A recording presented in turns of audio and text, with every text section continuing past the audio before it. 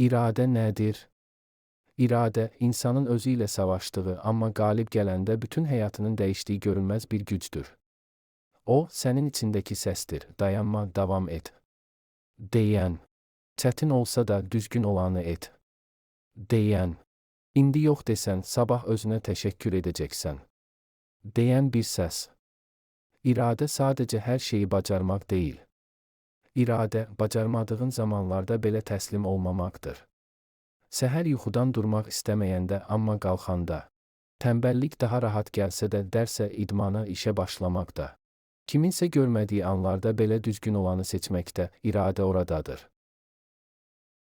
İradə, insanı heyvani instinktlərdən ayıran əsas fərqdir.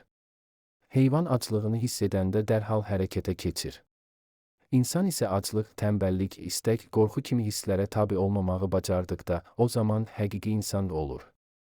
Özünü idarə edə bilən biri, amma iradə doğulanda bizimlə gəlmir. O, məşq istəyir.